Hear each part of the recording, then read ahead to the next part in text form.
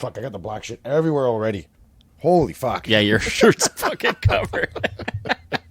Those headphones are falling apart everywhere. Worst. Oh, we're going. We're recording. No, I didn't want to. Yeah. Just wanted to surprise you. Yeah. Welcome back to Dumpster Talk. Dumpster Talk. With Mike Smith and... I'm Mike Smith. Yeah, you're Mike Smith. You're Justin McDonald. I'm me. Yeah. No. Long weekend, man. Yeah. Yeah, So- that was a long week. Well, for most people, I had to work. Yeah. Oh, yeah, that's right. You can probably hear it in my voice. I'm a little worn out. Yeah. Yeah.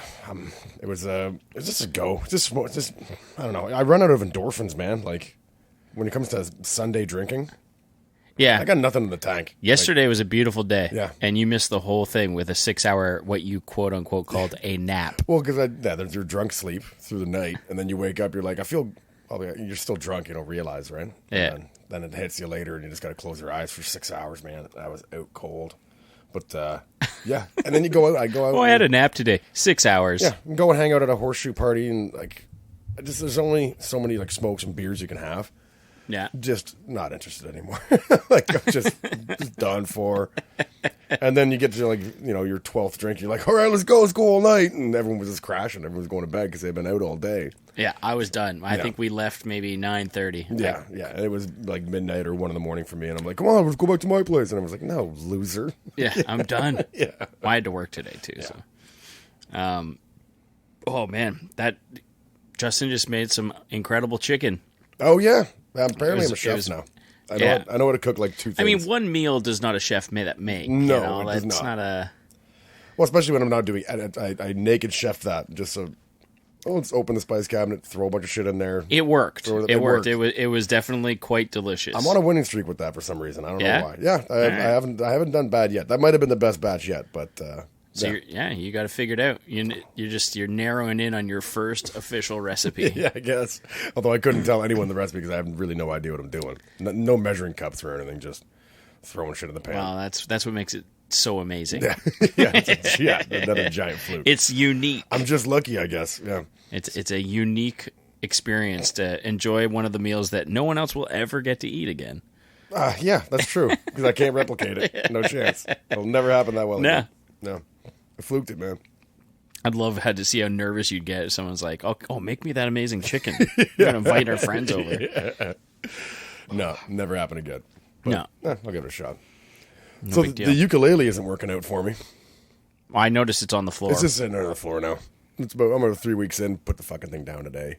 I got that app called Musician, which I was really excited about, and it just kind of clunked out on me. It doesn't work as well. It was giving me all kinds of nonsense, like turn your microphone up and your what? Like What? It wasn't picking up because you hit. Oh, you have to play stuff into the microphone on your phone or something? Yeah, and you play the chords. Yeah. And it tells you just to do it on this timing. It's like a Guitar Hero thing almost. Mm-hmm. And it just wasn't picking up on anything. And I'm just like, well, I don't know if I'm doing this right. Fuck it. It's my give up is my attention span now. As I get older, is just sad. Just can't handle it. I blame the phones, man. The phones must have done it. Like Having a cell phone and just like no attention span for instant anything. gratification Yep. for everything. Yeah. Can't even make it through a commercial break or something. Can't even watch a show that I like without cracking the phone out. And the boring part in the show, and you just crack out your phone. Yeah. The whole time. And I'll realize, like, fuck, I'm not... Like, I put on a Japanese movie, like a samurai movie today, and it had subtitles. And then I realized, like, fuck, I'm not even watching... Like, I'm not reading it because I'm looking at my phone. And you have I'm no just idea what they're listening to doing. Japanese people scream at each other. Stupid. Fucking waste of time. It probably was an amazing movie, too. It was pretty cool. What was it called? Immortal Samurai or Immortal Sword, I think it was called. Yeah. It's pretty good, but I mean, I can't really weigh in on it because I didn't read it. I just How much watched that ukulele cost you? like $35, man. All right, well, it didn't cost you as much as the drone cost you. No, it's the drone. But I am mulling over a friend of mine, a friend of ours. He was talking about getting one now too. A ukulele? No, Oh, a a drone, drone. like a high end drone, like a $1,200 drone. Oh, fuck. And I'm like, well, do you want to split on it? He's like, absolutely not. I'm like, yeah, okay. It's like, well, you don't have a good track record, man. That's a valid point. Yeah. Who's getting the drone? Jimmy. Oh, yeah. Well, he wants one anyway, but you Okay. know, yeah, he's throwing money around at everything else right now with the home renos and stuff. So, well, see. they're sweet to have. Everyone I know that has one fucking loves it. Yeah, so. and you can probably make your money back on it. If you get good at it, you can go and shoot a wedding, like maybe Maybe you shoot like 5 weddings, you make your money back on it. They might need a drone guy there. I don't know. Do I really want to spend my time at somebody else's wedding I know nobody at? Yeah, I don't care. Just go there, have a couple beers. You're only going to be there while the photos are getting done, so you're probably just shooting in like 2 hours. Nah, I wouldn't do it. No, wouldn't do it. I would contemplate just to make the money back on it, justify a bonehead. What do you charge? What do you charge to shoot it? Like, I mean, I know what a professional person would probably charge a lot, right? But So what would you walk in charging right off the bat? Maybe $200. So you got to do 6 weddings to pay off that thing. Yeah, maybe it's bonehead. I don't know. I think they're like 17. I think you're looking at like more than $1,200. They got one at the Costco that's like high end for $1,200 right Yeah? now. Yeah, because Costco will just like buy a high end product and shit it out for a good price. Yeah, it's mutually beneficial to the company. Kirkland brand drones. Yeah, well, I don't know if they're Kirkland brand, but yeah. Kirkland. This podcast brought to you by Kirkland drones. Yeah, Kirkland drones. And chicken. Give you some chicken. Spy on your neighbors with the Kirkland drone. Well, I had like a little tiny mini one too. It was really cool, but it was like. I mean, I had to work hard to learn how to get it going because like no one else could control the thing. It was just awful. But that one you did get working? No, I got a really tiny one, like smaller than the palm of your hand. Okay, but it was so hard to control. Like, it was a nightmare. Like you crashed it nonstop. But it was so small and light that it didn't break the minute you smashed it into something. Yeah, it had guards on and everything. But the expensive one, the semi-expensive one I bought, like the $200 one, I crashed that in 10 seconds. Like, and destroyed it right off the ground, straight into the wall. I haven't tried to use it again since because if it's broken, I'll be really bummed out. So right now, it's kind of like a Schrödinger's cat thing. Like I don't know, so just leave it there. Schrödinger's drone. Yeah. Did I say that right? Schrödinger? Schrödinger? I don't know. Yeah. I'm sure I didn't. That's sick fucker. But I don't think he actually did it though, did he? It was a philosophy. No, I don't think it was an experiment. No, it's just the idea of it. Yeah, it's like a theory. It was a cat in a box with a bottle of poison or something, right? Yeah, like a bowl full of poison and a cat, and you have no idea if the cat's alive or dead. So the cat is neither alive nor dead. Okay, so I use it right. Yeah. Yeah. All right. So yeah. So right now your drone is neither broken or fixed. Yeah, it's just in limbo. Yeah. So. It's going to remain that way, I think. I mean, we got beautiful days in summer to go out and check it out. I got a very short walk to a park from here, like a 5-minute walk to a park, and I could easily find out. You just want, but I don't want to go to a park to find out that it's fucking broken. It's going to break my heart. Walk all the way to the park just to find out that it's fucked. And the other times, like I had a remote control. I bought a remote control helicopter at a Jack and Jill or like a charity benefit or something. It was like a silent auction. Mm-hmm. I bought that $300. It was probably like a $50 helicopter, and I bought it for like $300 just for the charity thing.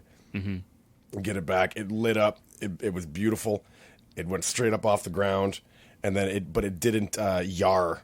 It wouldn't yar, so I couldn't like turn the helicopter. So basically, I just bought like a $300 thing that goes up and down. And that's it. Couldn't do anything else. Yeah. Did you buy it used? Well, it could go forward, but it couldn't turn. So Did you buy it used? No, it was new in the box. But it just didn't work. I was like, well, I can take it to a hobby shop. I even called a hobby shop. He's like, dude, just buy a new one. That thing's a piece of junk. And I'm like, great, thanks. So that's sitting in the corner over there. You called up like pro guys who know everything about pro, and they were like, that's trash. Why are you even bothering? Right, yeah. So it's sitting in the corner over there in a box. And I put it on like a Kijiji or one of those websites. No one ever was interested in it. Garage sale? Garage sale, one of those, yeah. What are you going to do with all this stuff that you... The wall hangers? Give up on. Yeah, I don't know. That's what you did. You buy toys and then you become disinterested in them. You try to sell them, no one buys them, then just collect dust, I guess. Yeah. Yeah. You got that snowboard, no bindings. Well, that snowboard, that's my like first real snowboard. It's somehow survived 2 fires, I guess, at this point now. How did that survive the fire? I don't think it was at my original apartment. I think I had it stored at my parents' place. That was the one thing still left there? Yeah, that was the one thing still there that they didn't know I still had there. I just had it tucked away in the basement.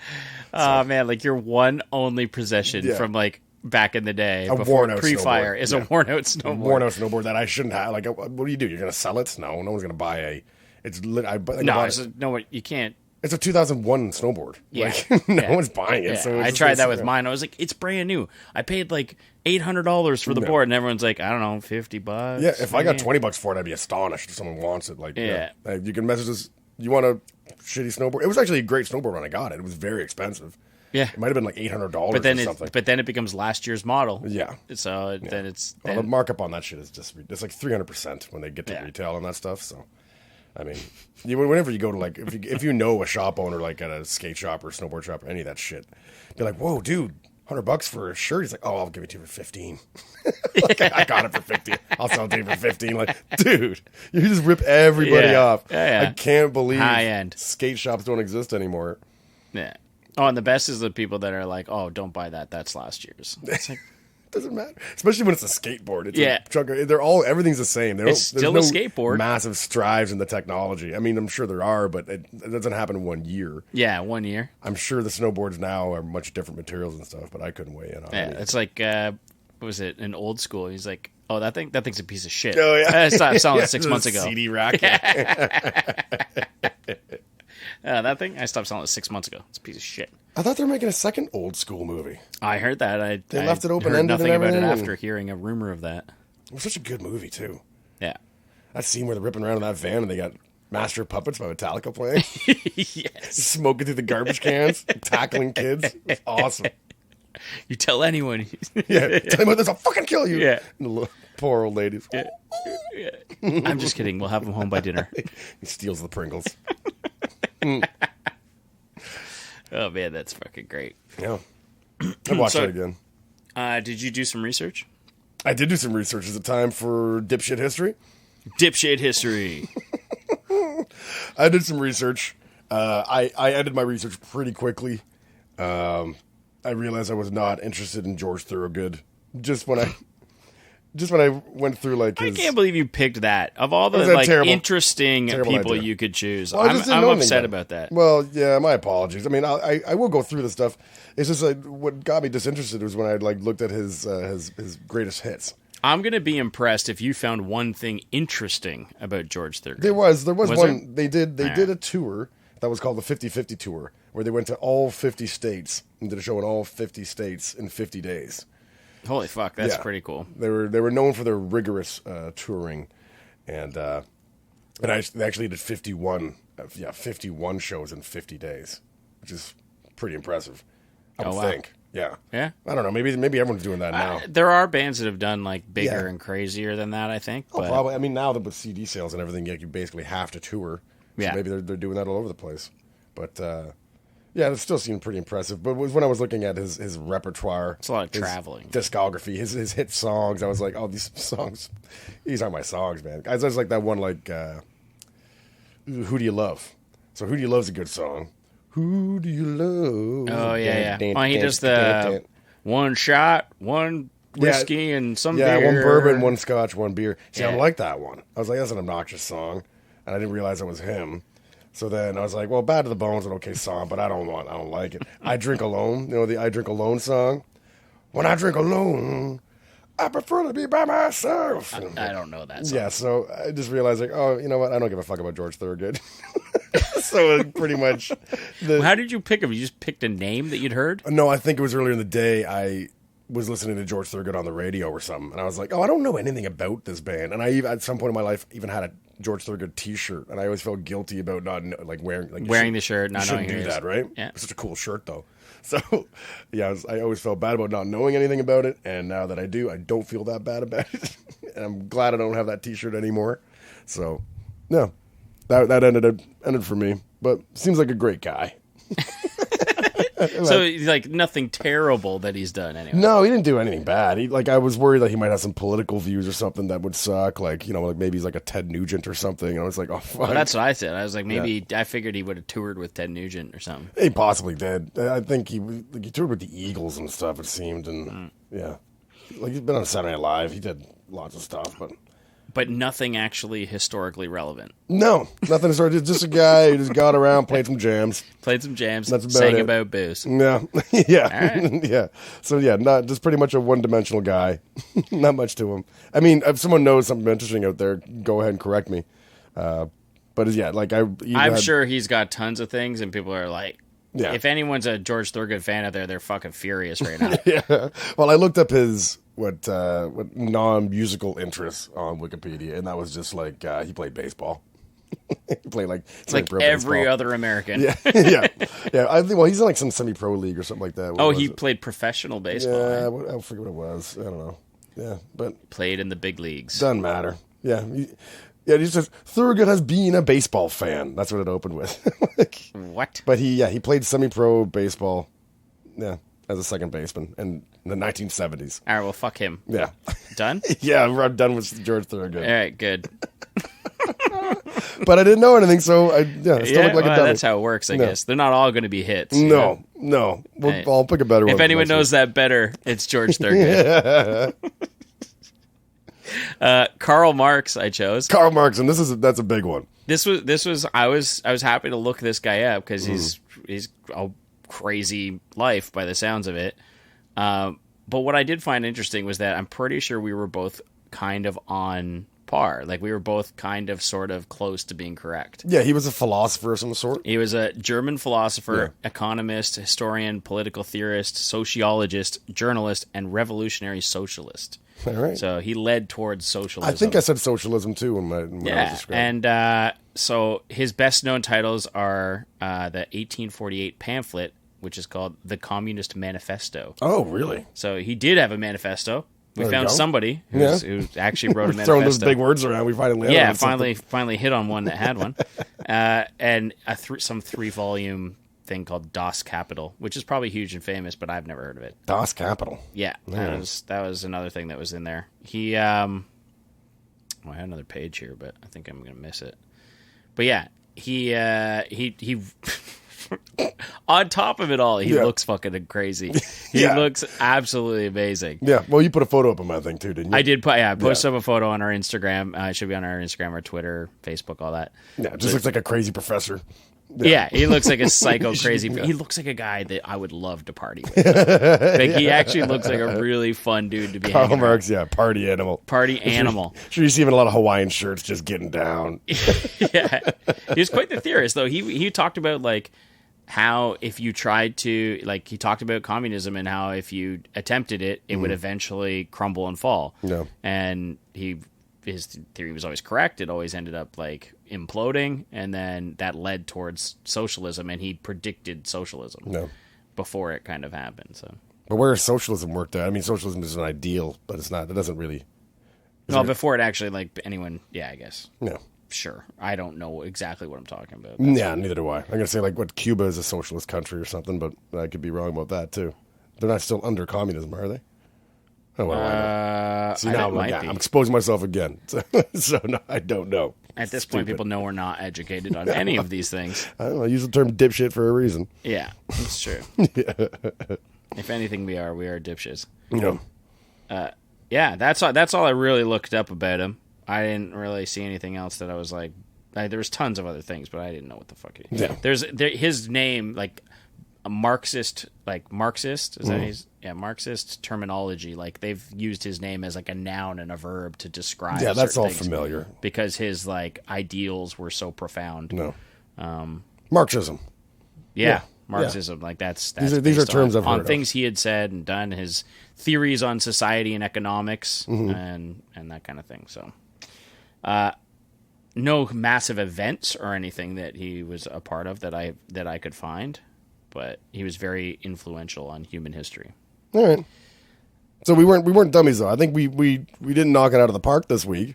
No, but I don't think so. We didn't prove ourselves to be complete assholes. This was one of the things that I liked about. Many intellectuals, labor unions, artists, political parties worldwide have been influenced by Marx's work, with many modifying or adapting to his ideas. Yeah. All right. Kind of cool. Yeah, I guess so. I guess.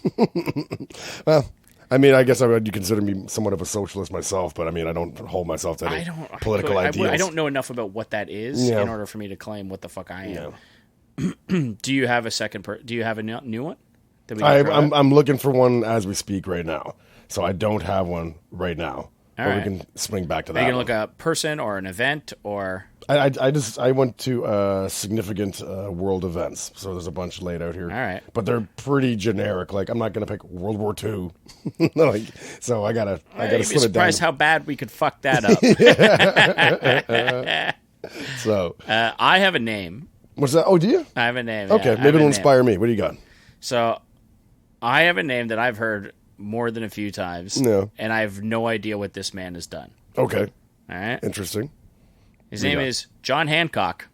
John Hancock. Yeah, okay. I know something about Everyone him. says, I need John Hancock on this. Yeah. So he signed something. That's all. My assumption is he has signed Yes. like the Declaration of Independence That's the or one. something. That's the one. For sure? Yeah, well, either the Declaration of Independence or the...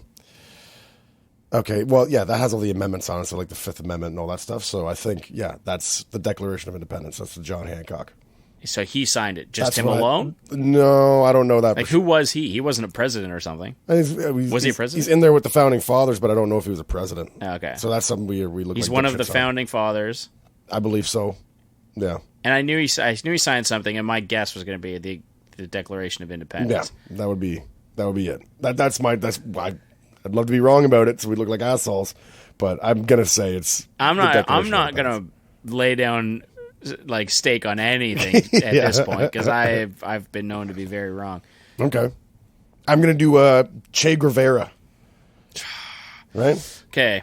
What sucks about this is that I had that one tour guide. Tell me everything that he had done. It's already gone though. See, I've even watched like the Motorcycle Diaries. Yeah, you said that. Oh, did I? You said it a couple episodes back. Oh, I've watched it. Well, but maybe that's why we were talking about maybe doing this. Yeah. So with the things that I do know about I can't say his name. Che Guevara. Guevara, I think. It's like Gruyere cheese. Yeah, but I mean, we're bastardizing with our shitty Canadian accents. Yeah. Yeah.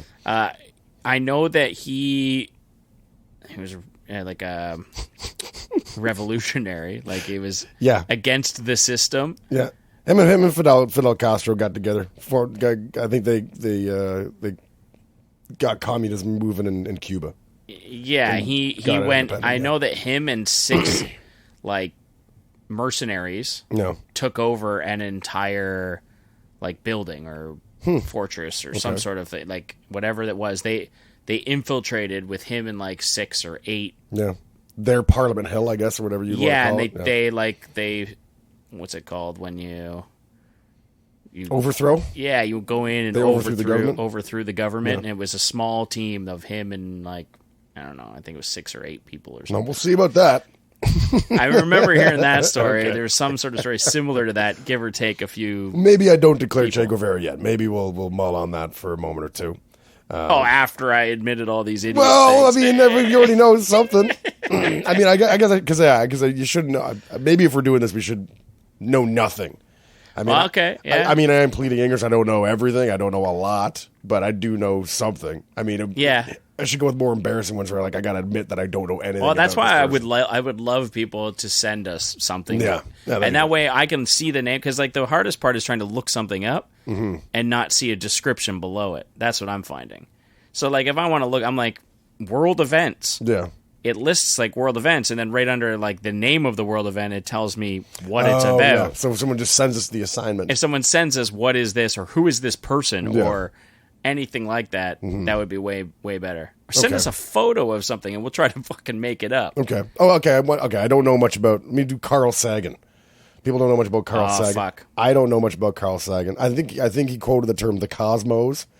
I know that he was into. Astronomy. Astronomy, yeah. Very much around astronomy, space theory, and everything, and quantum theory and quantum stuff. Quantum theories. Yeah. So, maybe I'll check him out, find out what his deal is. Yeah, all right, because that's about all I know about him. Yeah, Carl Sagan. Yeah, I know. I think he hosted a show. Yeah, yeah. It sounds familiar. Yeah, in the maybe 80s or late 70s or something. He hosted a show. He's right up there against like. Neil deGrasse Tyson. Yeah. He's like one of those types of guys. Yeah, he's got the charisma. Ultra intelligent. Yeah. Mm-hmm. And very much, I don't know if he's against or likes to prove wrong, like, religion. I don't know. I don't know if he ever took that stance. I think he did. Did he? Yeah. I'm pretty sure, because there's I remember watching some interviews or something, or... Yeah, see, I don't know. I'm humming. Well, that's what happens too, because once scientists are doing that stuff, some religious freak will come out of the woodwork and be like, "No, it's bullshit, and that's offensive to me." So then they might end up debating. Like Bill Nye ended up debating The Big Bang or something crazy. Well, the creationist, some like lead dude, and Bill Nye debated him. You're like, why are you even giving him a platform? Yeah. To spout this nonsense, but yeah, I mean, what are you gonna do? No idea. Yeah. I know Carl. Yeah, I know Carl Sagan's a space dude. That's what I know. Space dude. Okay. Yeah, we're gonna Carl move on Sagan. Space dude for Space dude. Yeah. Yeah. So we're a little delayed on our release this week. Right, Mike, want to tell us about that? Yeah, I didn't have time to get it up on time. Angry emails left and right from super fans saying that they're just dying from word dumpster talk. There was at least 2 people I know that were upset. Yeah, okay. So I know a couple myself. Yeah. So they're not alone. They weren't upset, but they did mention, "Hey, where is it?" Hey, what the? Yeah. Yeah. Hey, where is it? It's usually there for my Friday, and I'm like, sorry. See, I always I want the new ones up by Monday because that's when I start my commute. So all the new ones get released on a Monday and stuff. So I at least have those. This one came up on Monday, mid Monday. Okay. So. All right. Well, I might have to space these few out. Yeah, we're gonna be delayed. I'm doing a heavy vacation. I'm going to Europe for 3 weeks. You're going for 2? I'm also going 3 weeks. Oh yeah, but I don't leave I leave 9 days after you. Yeah. So we're looking at like a month's worth of time. A month and a half. We're gonna lose listeners, man. We'll have to promote it when we get back. And I don't hold me to this. Yeah. I'm contemplating how to bring everything with me so we can record an episode or great. 2 in Greece. Well, like you said, your laptop's probably coming anyway, right?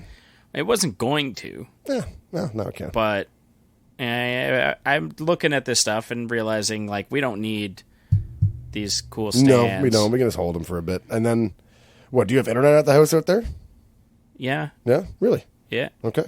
I don't know if I can upload a whole episode of this The picture in my head, like the visual I have in my head of what we're going to and where we're staying and stuff is just ridiculous. That's what I would like to know. I'm picturing like cliffside, oceanside, rocks, like not a lot of grass. There's not a lot of grass. White buildings, blue roofs, and not as many blue roofs as you're imagining. No, a lot of archways. Are the doors all archwayed? Some. Some stupid. Yeah. That picture in your head you get. What does the average abode consist of in Greece? Abode on an island. What is that? Excuse me. What is the like a home? The average home consist of on an island in Greece? What do you imagine? I'm thinking like stucco walls, like the inside would match the outside. Like it would just be like uninsulated buildings, basically. They don't really need to be insulated. Like cheap windows, maybe, or no windows, maybe just screens or something. Does it rain a lot there? I haven't seen a screen in Greece. No, I haven't seen a screen. So do they even? I'm sure they got windows, but Yeah, there's windows. Yeah, but it's all going to be older architecture, I'd imagine. Is it is it a new building that we're staying in? Yeah, like my mom is the first owner of really? that house, yeah. Yeah, see, I pictured some ancient house that we're in, like dug out of a cave. No, it's brand new. Okay. Yeah, it's brand new. Yeah, I mean, brand new as in 11 years. But yeah, I guess as far as architecture goes in Greece, dumb. that's brand new. Yeah, okay.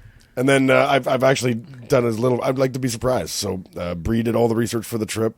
I've done nothing. I've barely looked at. I've looked up some stuff. I'm gonna fill you in on a surprise that you're gonna be happy to be preparing yourself mentally for. What's that? So this is something that happens in Greece that most people can't wrap their head around. Yeah, and that's you don't put anything in the toilet that's not like shit or poop or shit. Oh, I have heard about this. You got to like put it in the garbage can. Put it in the garbage can. Yeah.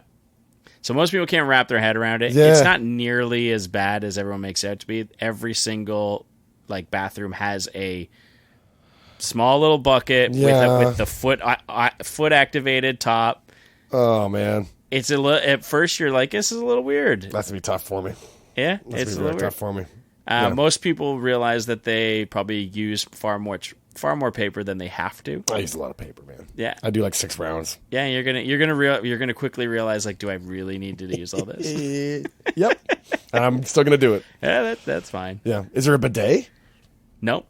No, I'm looking forward to the bidets in Europe. I thought like everywhere is bidets. I've never seen one in Greece. No? As far as I know.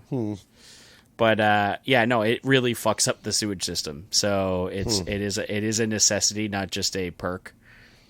Yeah, but if I got if I got a serious autograph on there, it should be going down the pipes. No? No. You trust me, you don't want to clean that mess instead. Oh, it'll instantly just flood and clog. It'll fuck some shit up. Really? Yeah. So you got a septic system? They have septic, but it's not designed for like. like Canadians, North Americans, like everyone in North America just loves to like just wastefully use things. Yeah, understand. So Okay. yeah, it's just like let's throw it in the shitter and process it and filter it and make more work for ourselves. Okay. So yeah, no, it's not a good thing. Yeah, I've that's been mentioned. I'm not looking forward to it, but I'll survive. I guess. I remember being like, how the fuck do I get through that? Is that going to be the case out? I guess you don't know Amsterdam and Prague, but is that? I don't know them. No, I've never been there. Because I don't know where there's going to be squatters too, like instead of toilets. I've heard of that. Yeah, like I know that happens, but yeah, I don't know. Good luck with that. Yeah, that's not gonna go well for me at all. But I think that's more like super Eastern countries, like Korea has them right now. Still, like Korea still uses it. Yeah. Oh yeah, they have like you just squat and then there's a hole. Oh, dude. Yeah. Apparently, it's more effective. Like you evacuate your bowels more effectively. But that's why people have that the squatty potty. Squatty potty. Yeah. You put your feet up. I want to get one of those. Just just go to the library, get some books. Just put your feet up on those. The books are free, man, and they got reading material there. It's perfect. Just get a bunch of dictionaries. Oh, you go take one at the. Just go take out like 20 bucks. Man, fuck, we ended up talking about shit again. That's my fault. Oh well, yeah, that is your fault. That was my fault. I'll take that. I never want to talk about shitting. I just said it's an abhorrent topic. I know that traveling's not your favorite. No. But if there is one thing you're looking forward to on this trip, what is it? I guess there's just scenery and drinking on patios and stuff like that and taking in other areas. That's that's what it is, right? Yeah. That's what traveling is. Yeah. Not being able to just wisecrack to anybody around me. I'm not looking forward to that. Like I can't just make some joke and just slap the guy behind me and be like, hey, high five. Like, can't do that. I mean, you'd be surprised the number of people that's there's going to be a lot of tourists and plus there's tourists and stuff. English too, is known quite well almost anywhere. I went and got some Canadian patches to put on my jacket and my bag and stuff, so I don't want to be held out as an American because I think I sound American anyway. You would to everybody over there. Yeah, so I don't want to be mistaken for American. So that's does that terrify you or something? Not terrify me. Just like I wouldn't treat an American well, like out there. So I think if I see some dick in a cowboy hat, probably it would be like, okay, that's an American. He's not getting proper service. Or I would just Like even when I was living in Whistler, the Americans that would come up there sometimes were unbelievable, just unbelievably rude, just crass dudes. Like I remember I saw a dude. This was crazy. It was like something out of Dumb and Dumber. This dude. We were in the gondola lineup, like a 200-person long gondola lineup, and it goes pretty quick. But people are still impatient; they want to go up. And this dude in an actual cowboy hat, and one of the longest cigars I've ever seen. He was in a skin tight, streamlined ski suit. He had 250 skis on, which are a really long ski, be like a 190. He had these super expensive, crazy skis and ski boots on. He had fur gloves, oil wash sunglasses on, just most ridiculous looking guy. And he walks past the whole lineup with his family, who's all dressed very similar. They're all just in high end gear. Oh, this guy's entitled. He was probably just some rich Texan oil tycoon or something. Yeah. And he just walked past the whole lineup with a cigar, and the whole lineup was booing this guy, and they're just hating on him. And he just flicked some money at the gondola operator and just got straight on ahead of everybody. The gondola else. operator was like, no. Oh, wait, that's a lot of money. And then it just fluked it. I was at the front of the line kind of when it happened, so I ended up in the same lift with them. So I was in the same gondola with this family going up. And the wife, I remember they had she had some thick southern accent, and she thought that she didn't even know that she was in Canada. She thought she was in Colorado. Fuck off. Yeah. And then the husband's like, honey, we passed customs. Like, come on. She's like, well, I thought we were in Colorado, oh, shucks. You're like, oh, Jesus. These people are awful, awful people. And the kids are all bored, just humming and hawing. Just, I don't even like skiing. So that's my limited American experience. I also went to Dallas once, and Dallas was a shithole, but the rest of America was fun. Nashville was fun. I've never been in Nashville. Nashville was awesome. I mean, I had stupid ideas in my head. I assumed every major city, if you had a baseball team or whatever, you'd be as big as Toronto.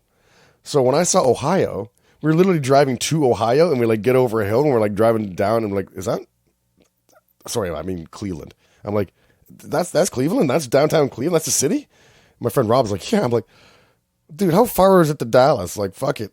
we just stop dead, looked at the map book. We're like, yeah, it is going straight to Dallas, man. Screw it. So, well, we went to Nashville first, actually. So we went straight from there all the way to Nashville, went there. And then we ended up spending longer night. We had like 3 days spent planned in Nashville. We stayed for 4 or 5. Because you got there early. Yeah, we got there early. And then we're just like, well, this rules anyway. And then you can use up Nashville pretty quick. Like, it is just one strip. Yeah. So we went to like all the country bars one day, and then the next day we go to the blues bars, and then we just started cycling back and forth doing the same thing. Are they like one whole strip is blues bars, and one whole strip? It wasn't a whole strip of blues bars. It was definitely less blues bars, but the blues bars are way better. The blues are way better. They're way better. I mean, the music was way better, but the country bars, they're awesome. They're tons of fun. There was one where I had 3 bands going at the same time on the same floor. Like, what? Yeah, they're separated by rooms, like essentially rooms, but big archwayed rooms. So like the sound is pounding in from the other band everywhere. So you're like in the foyer. So at the very back, at the very back of the bar, I think it was called like Betty's or something. It's the most famous one down there. So at the very back, there's a band going, and then in that same room, on the sidewall, there's a band going, and then when you go out to the front, there's a band playing at like the front door. This is chaos. It's just like chaos. Yeah, it was good. It was fun. And then when you walk in the door, like when you first walk in the door, they go, "Hey, what do you want?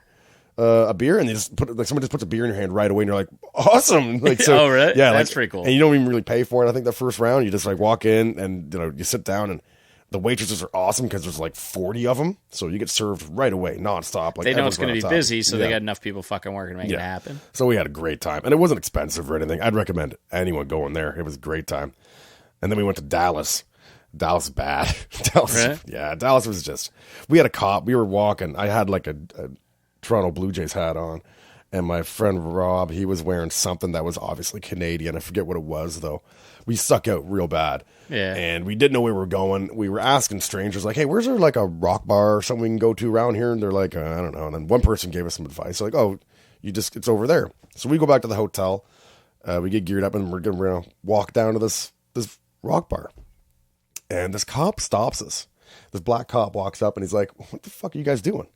We're like, "We're just walking up to that bar up there. There's a bar like a couple blocks away from me." He's like, "What the fuck? Put your fucking phones away. What are you, crazy? Get your phones, put them in your socks. Where are you going?" We're like, "This is the name of this bar." He's like, No. You're going back to your hotel. You're calling a cab and you're going there that way." And he goes, "Look up ahead. You see under the bridge? See the overpass you're about to go under?" We're like, "Yeah." You see like the cigarettes go, you see the lighters going off in there and everything? Like, yeah, those guys are guaranteed to jump you. Like the cop wasn't splitting hairs. He wasn't being polite or professional about it. He was so agitated that we were so naive and stupid that we're both to just walk right into a gang beating. Like we were just like 5 minutes away from getting stabbed to death for our wallets and our phones. That's the part that I'm scared about, just wandering through the States. Like, yeah. Like, because I just la-da-da, yeah, da-da-da, you trust everything's as safe as Toronto town. or Canada, yeah. It's not the case down there, especially in Dallas, man. We got to the bar so we went back to the hotel, took cop's advice, got a cab, went down there. We get to the bar, and I don't know if I should really even retell this story. I'll take out some of the curse words because it was nasty.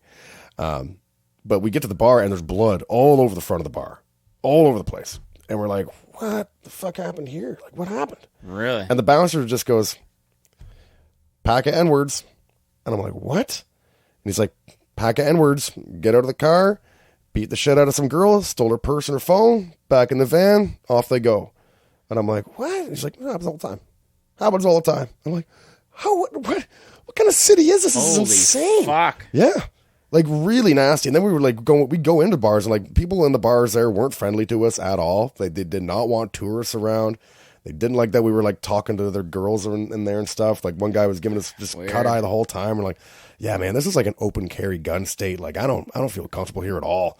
And I think we just did one night, and I said, "You know what? I'm going to go to the airport. I'm getting out of here." And my friend, he was going down to a firefighting school in Texas. Yeah. So he just went straight down there. We just did one night, and we're like, "Yep, fuck Dallas." Like, this is no good. Yeah, it was. There's other strange things. Like you go to a restaurant and be like, "Yeah, I'll get the taco platter or whatever." Yeah. It was all Tex-Mex and everything everywhere. So I just got like a regular entree. It was 5 plates. They brought me 5 plates. one of which was just a whole plate with like 2 pounds of shredded cheese on it. Holy fuck. Like just so much food. Yeah, their portion sizes are absolutely it was ridiculous. Insane. Even the cups that they bring you the water, like an ice. Well, I didn't get an iced tea there because you get real sweet tea. You got to get. I didn't know that. Yeah. So I kept on ordering iced teas everywhere out of instinct or a beer or whatever. It was just huge, absolutely huge. I'm like, this is fucking stupid, man. It was cheap. Well, that's why there's a pandemic going on through the United States. That's all the 5 fattest cities in the U.S. are all in Texas. Oh yeah. Fuck, man. It's fucking crazy. Yeah. Yeah, it was bad, man. And their public transit system was brutal. I think it was called like the DART system or something. Oh yeah. But they encourage you not to use it. Why'd you go to Dallas? It was just on the way? It was on the we're doing a road trip. He was going down to firefighting school. I was like, well, he needed to take his car down. Yeah. He didn't want to fly down. So he's like, do you want to drive down with me? I'm like, yeah, sure, so great. Drive down and then fly home, yeah. And we were like, we had stops. Like we planned on stopping in Cleveland, and then like that didn't work out. And like we were like sitting in Arkansas. We're like, what are we going to do? This is no good. We're not going to hang out in Arkansas. So we just ripped down to Nashville, like just called off like half the trip and just spent it in Nashville. Sounds like it was worth it. It was great. But it was a lot of driving, and my co-traveler was pretty agitated with me because I just didn't drive and I just slept on the road the whole time. It sounds like you. Well, I mean, I'm not one for like spot. He wanted to like stop and like, hey, the biggest matchbook in the world is on the right. Let's take a photo with it. And I'm just like, oh, cold. Like what? No, go back to sleep. Oh man, just wake me when there's a McDonald's, and then What I love is that Bree knows this about you, so she's planned this trip to make it like she knows how you travel, and I think she's done a great job. I know she's told you very little, but I've heard, and I think it's going to be well made for. Well-tailored for Justin McDonald specifically. Well, I thought she had like an itinerary of like things to do. She does not, so that's good too. So we just get to figure that out. Nobody wants that, man. Nobody ever wants that. I don't know. I mean, I not that I want the structure of it, but I mean, it would take away from the efforts that I had to put into like planning. Like, what do you want to do today? What do you want to do? You know how it is with people, like especially when they're indecisive. But when you're away like that and you're in like a completely new and strange place, you can literally, if you're in a hotel or you're wherever, you go to the coffee shop, be like, what's there to do around here? Mm-hmm. You're never going to be disappointed. Yeah, I guess so. Like, if you have an itinerary of like 8 things you're supposed to do today and you get 4 of them done, and then you're like, fuck, that was that really cool thing that we didn't get to do. No. I'm looking forward to the 4-wheeling in Greece. We're renting 4-wheelers or something. Yeah, we got those all reserved. That's exciting. I'm looking forward to that. Yeah, that's going to be sweet. Yeah. Or a car. What are we doing? We're actually getting 4-wheelers, or are we getting one of us? 2 4-wheelers. And a Jeep. 2 4-wheelers and a Jeep. Yep. Yeah. There's 9 of us. We need enough space for 9 people. So you can like double on the 4-wheelers, I'm guessing. Yeah. Okay. All right. That works. Yeah, it'll work. Yeah. We'll probably take cabs to a few things. There's a guy who runs. He's got a beach, and they throw beach parties at night now and then. Yeah, I think you told me about this. And they start at like 4 a.m. or something. Sometimes they go pretty late. Sometimes, Jesus. But we went and showed up at the last one. Like when we were there 2 years ago, we showed up at 11 o'clock. Yeah, like that, and stayed for a while. Yeah, but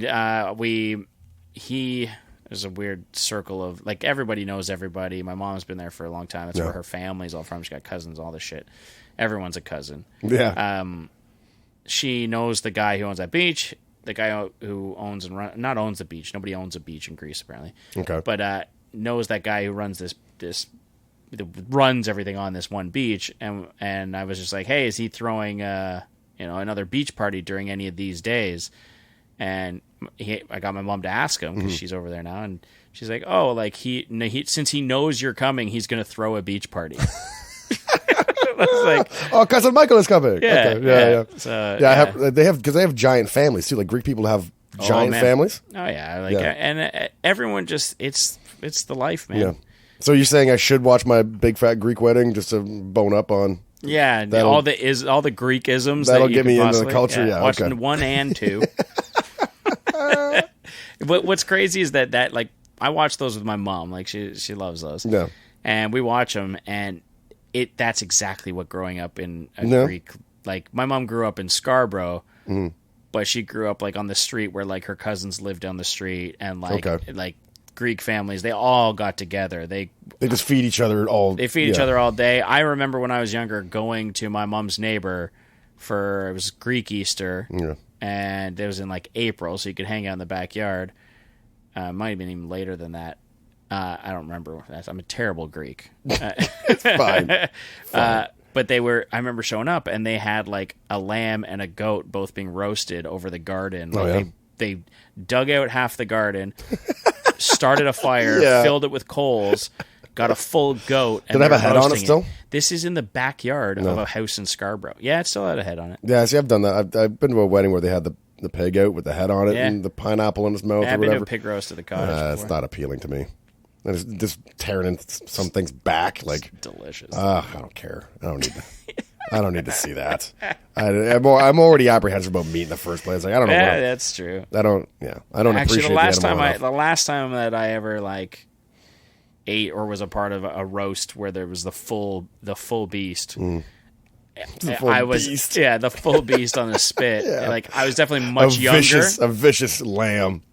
Yeah, a full boar. Okay, yeah, boar. Yeah, but that last time I must have been, a teenager, so I didn't have the like thoughts and just the moral discourse. The shame of being a meat eater. That's what it is now. Now. I'm actually ashamed of the amount of meat that I eat and don't care. Like, because I don't like, honestly, I eat bagel bites and with little cubed pepperonis on them and shit. Like, it's just sad. Yeah. And there's pepperoni sticks in the fridge right now. Like, that's just rolled up garbage. That's the most garbage meat you could eat. Yeah. I feel the same way. I'm sure that if I had to like, provide my own meals. Like, if one day it was just like boom, like the meat industry stopped now, I'd be a vegetarian. I'd eat fish. Cool. I could eat fish. Yeah, I'm able to clean and gut and cook a fish. I have no problems with it for whatever reason. Maybe it's because they don't have eyebrows; they can't show feelings. I don't know. They can show feelings when you kill them. Like, I've done a lot of my fair into fishing. Yeah. And when you got to whack them dead or whatever, and they open their jaw, you see their jaw click, you're like, yeah, he felt that. That's rough. Like, I never like doing it. And the thing is, I can't even kill a fucking fish. What am I doing eating a whole cow? Yeah. Like, I don't have the right to do it. If I just feel bad that's the way about I feel. It's like, so if I should just stop this shit. Maybe it's something we should look at. Maybe.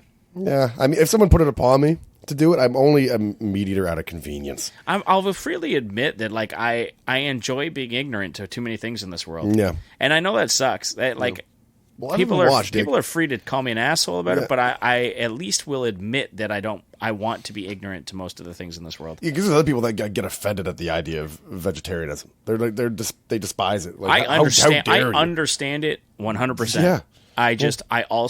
I love a good steak. I love chicken wings. I don't care. Like, it's just me, like, eating out of convenience. Having a good. I mean, I've had some good veggie burgers. So I mean, like, even a burger, I wouldn't miss burgers. No. But I love chicken wings. Yeah. Someone told me no more meat wasn't allowed, and I'd be like, oh, okay, fine. Sorry. Fine. There are things that I love a good steak. Yeah. I really do enjoy a good steak. So that would be one that I just couldn't. Yeah, steak for me is just like, it's a lot of one thing. When I'm eating steak, I got to chew it for like half an hour. Well, you're having shitty fucking steak then. That's probably true. But I worked at the Keg. I had plenty of good steaks. I just didn't care for it. You got them well done. No, I always get a medium rare. Yeah? Yeah. Mm-hmm. It's a lot. It's a big chunk of meat, man. Like, I don't need that much of anything. Yeah. Like, no, like, my portions are way down now too as I get older, which is a good thing. But it just happened naturally. So when the last time I got a steak, I was like, I'm not gonna finish this. Yeah. Those are massive. Yeah. Nobody needs that. That's usually a good leftover. But man, is it good? Yeah. Well, no.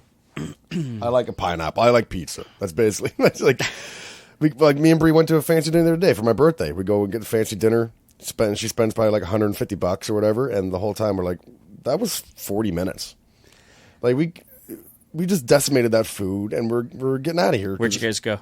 KB's in Whippy. Yeah, I like KB's. Great spot. It's a locavore restaurant, right? Yeah. So he'll the menu changes every day. What did you call it? Locavore. Does that mean like it's local? Local, yeah. Local food? Yeah, local food. Is that like an actual term? Yeah. Oh. So he'll go to like a local farm.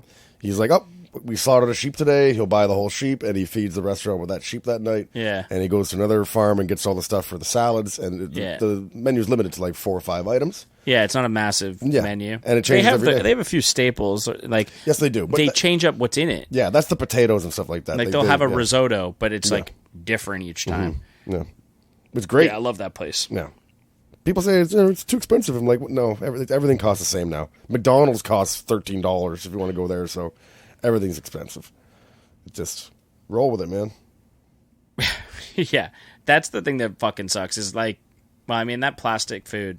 That's actually the best. What's what I'm gonna start calling like shitty foods like this? Plastic food. Yeah. I found out that I forget what the word is in Greece.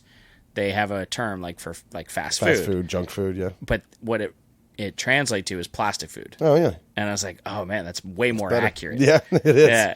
Yeah, they say the American cheese is like a few molecules away from plastic in the first place. Yeah, exactly, right? So, like, when it comes to that plastic food, like, it used to be good because it was fast and it was cheap. Mm-hmm. And now it's not. It's not cheap. Yeah. It's not cheap, It's not cheap. You can get some really, really good meals for same price. No problem. I go to a place called Crave like every day. It's a salad place in Toronto. Oh, right. I've never seen one. It's in the food court, like right across from McDonald's. Like somehow there's like 20 food options in this food court, and the McDonald's is lined up all the way out. Like it's always packed, and there's healthy options all around you. Yeah. And McDonald's and there's people like in their suits and ties, and like you must come like you work in this building, and you're going to McDonald's and you have all these options around you. You must know better. Yeah, I'll go there once in a while, like. Yeah, I try to avoid convenience now and then because it's got a fast drive-through or something or whatever. But yeah, the McDonald's, like, I work in a mall, and the McDonald's there is just rammed all the time. It sucks because I love their coffee, and I just want a coffee, and I'll look at that, and then I'll look at Starbucks, and I'm like, no, do I pay for the cheap coffee that I actually want, but I have to wait my entire break in line? Yeah, that's or do I order mobile app Starbucks? Pay twice as much for the fucking coffee and get it in 20 seconds. I'm lucky that way. I don't drink coffee. I worked at a Starbucks when I was a kid. And really? Just trauma. Yeah, when I was like 15 or 16, worked at a Starbucks, and I had to sample all the coffees all the time. Like every day I'd get there, and they'd give me a French press. Be like, you have to write up a synopsis on the board.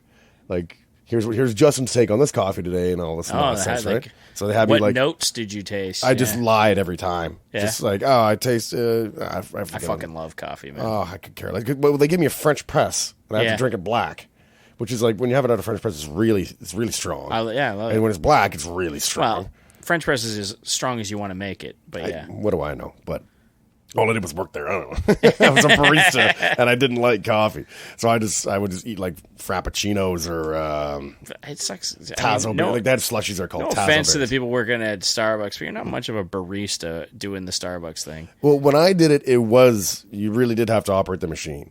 Now I see them do it, and it's just they hit a button, and it just spits out an espresso shot. It's just like pumps of this and pumps of that. Yeah, I used to have to actually knock it out and press it and fit it in, and it had to be within like 19 to 21 seconds to take the pour, otherwise it was no good. Yeah. And there'd be people there that were like really gun-ho on their coffee, and they'd come around, and they'd come and watch the counter.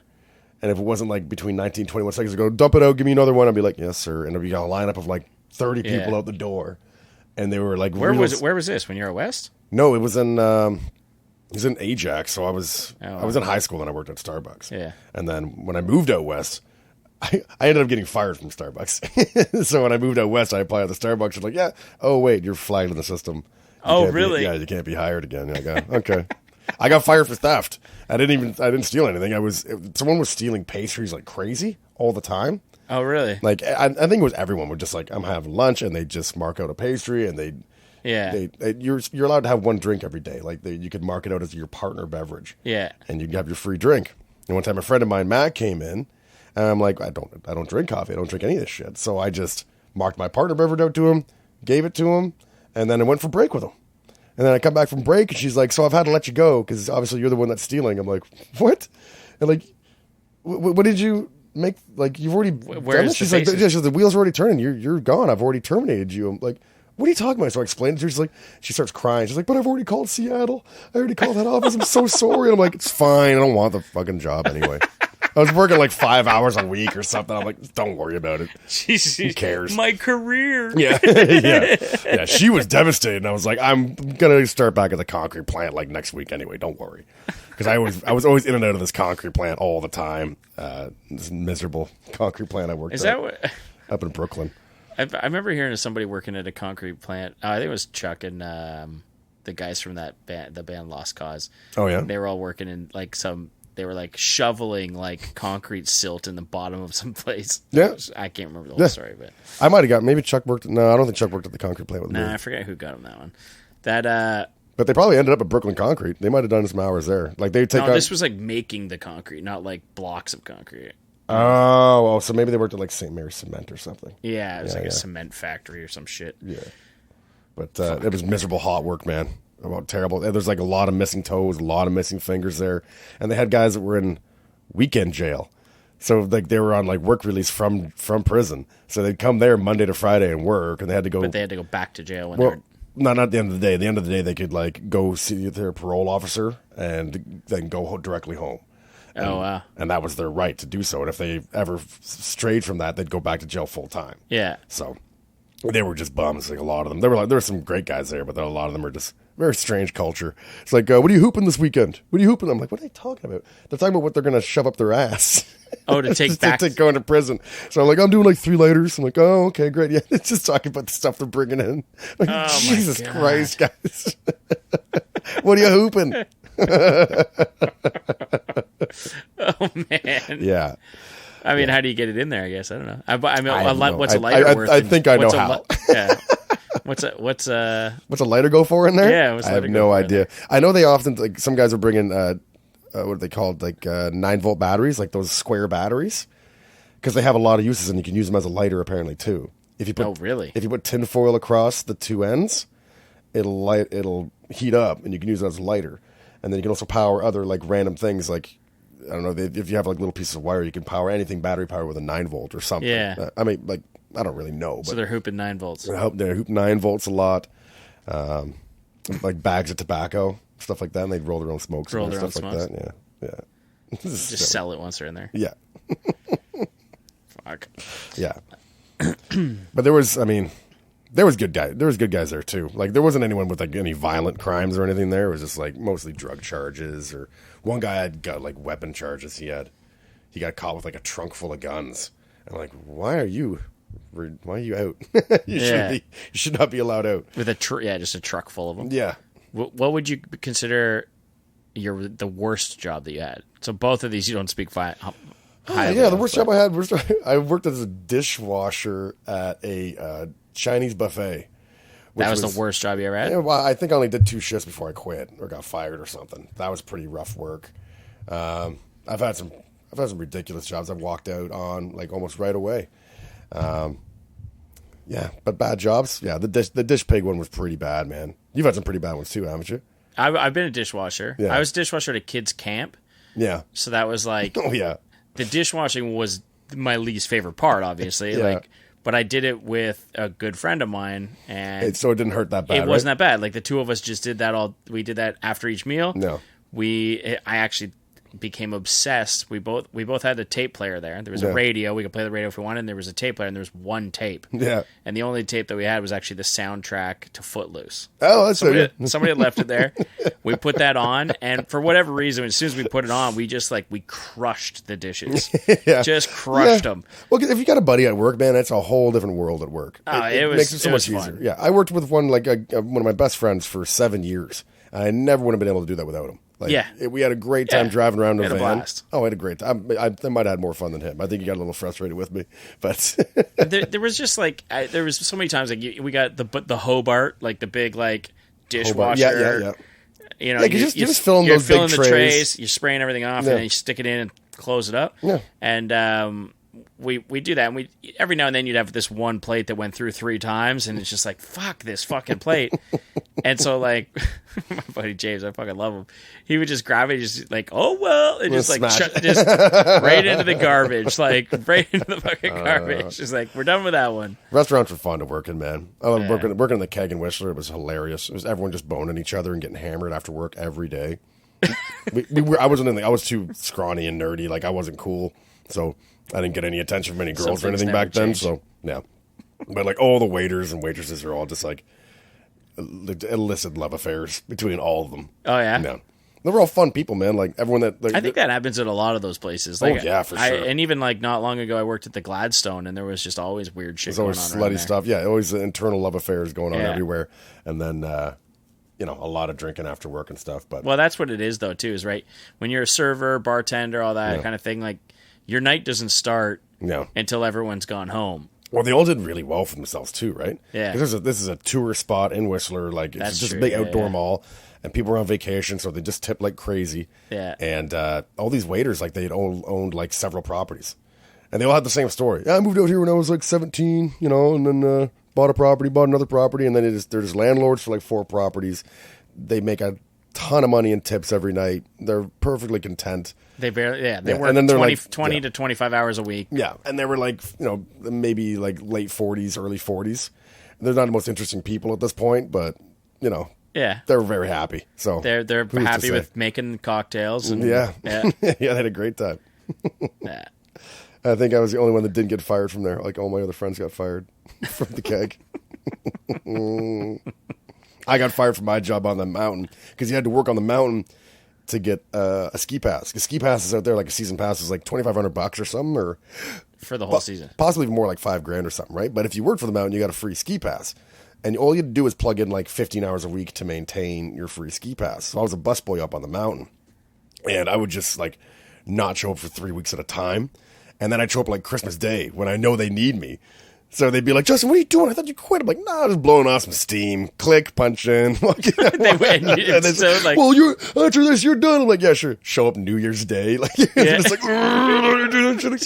so I just never show up. And I just goof off the whole time I was up there because they're not going to get fired, really. You were, like, the only time I got fired was when I just like finally they're like, Justin, you haven't been here in 2 months, and you can't just show up like that. And I'm just doing it to maintain my pass, right? And I'm already punched in. So finally, I got like escorted off the property after I pulled it like the 20th time. Like, did like you're scheduled for shifts. No one there even knew your name, right? It was just like, oh yeah, you in the blue, over to this area, and that's it. Like no one cared. Yeah, I need you to put up a snow fence over here. Something, anything like that. Yeah, and like there's guys telling their bosses to fuck off all the time. They were, what's your name? He'd be like, fuck off, loser, and they just put on a snowboard and go down the hill, and you're done for the day. I already clocked out. Fuck off. Yeah, everyone was stealing. Everyone stole like crazy. There was like a pro shop there, so I stole a pair of goggles. But every day was like free food. You would just get, just anyone would make you food. And it was a big international food court thing. So today you get some pasta, next day you get a burrito, and the other day you get a steak, burger. All you had to do is just know somebody. Just walk by, be like wink, and then they just throw you something for free every time. Like the place is getting robbed blind, and they had to overstaff like crazy because everyone is like 19 to 25 years old stoners. Yeah, and not showing up all the time. They never showed up, and if they did, they never worked. So there'd be like 20 busboys on the floor. How do you like? If you work in a place like that, like what's stopping you from just being like, fuck off and loot, like, there's tons of guys hanging out in the woods, all day, come back and punch out. Tons of guys did that. Like there was no work happening at all. There was nothing. There was the full timers, people so they knew their names. Yeah, and the full timers could quit and make it to management real quick, or like just shift managers, stuff like that. Yeah, but they were with you not a month ago while they were goofing off. So it was just, and they knew it was happening. And then they're now supposed to be telling. They're not supposed to be telling us. And we're just like, well, he's like, just go hide somewhere else, guys. We'd be in the smoking section the whole time or something. Yeah, doing jack shit. And then the guy would the shift manager would walk out, just roll his eyes, like, guys, I got to tell you to go back out. I don't want to. Like, all right. So we'd go back in and work for like 5 minutes and come back out. The place would be destroyed. There'd just be like just paper plates and fries and shit everywhere. And it's like, who cares? Don't worry about it. Oh my god! I wish somebody had just documented that whole thing. It was funny, man. It sounds like a ski school movie. Man. It was. Well, actually, the place I was in. Well, no, because they filmed. I was on Whistler Mountain, and they filmed a ski school in the Blackcomb chalet. Which is right there. Which I did a couple shifts once in a while. And I'm like, oh, this is where the food fight was in ski school. I recognize this. Yeah. Oh, really? Yeah. I've never been to Whistler, man. I've been at West 8 times and never been to Whistler. It's just a big mall with a mountain. That's what it is, yeah. They have a big mall there? Well, it's it's called the Village. Oh, okay. And the Village is constructed like a mall, so you have to walk the entire length of it. There's no easy way to get around it. Oh, okay. At least it was the case when I was there. I was there for 2001, 2002. Oh, it's been a while. But it's apparently it's changed drastically since they had the Olympics there. Right. So I'd imagine I'd recognize a majority of it, but a lot of new stuff there, I'm sure. So being a busboy in Whistler was awesome. But being a busboy at where? Mandarin? No, at the that was a dish pig at the Mandarin. Dish Not pig, Mandarin. man. It's called Wong's Chinese Buffet in Whippy. Yeah, and it was just low grade food, real nasty stuff. I remember like one coworker. I only did like 2 shifts, and one guy he opened up the filter that did all the dishwater, the filter, and barfed all over it. The second he cracked it open, it was so bad. And there's guys back there just cooking in their gitch, just wearing just briefs.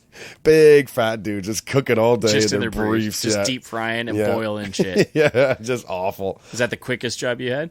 That was that was a 2-day job. There's tons of them, man. I used to just like there was one summer where I just would go get a job, work one shift, and just fuck off and quit, or just pretend to go back and never go back or something. I did that pumping gas. I pumped gas at Petro-Canada.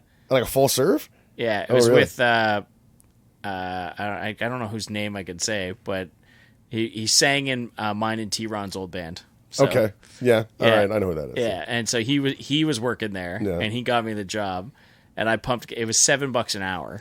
Yeah, you get $7 an hour plus tips, which you never got. Well, way back in the day, people used to tip their gas guy, right? Because it was. Full serve, right? So because you do the windows, check the oil. You do the windows, check the oil, and everything. There was tips, but yeah, this was like after people stopped doing that, and gas went up. The gas prices were skyrocketing. And they were skyrocketing. So like it was still full serve. You go out, you pump, and like you'd make fuck all. Yeah. I didn't know how to work the system. I was never good with like POS systems. Yeah. Like, okay. I never really piece of shit systems. Yeah, yeah. Point of sale. Oh, point of sale. Okay. Yeah, but I never.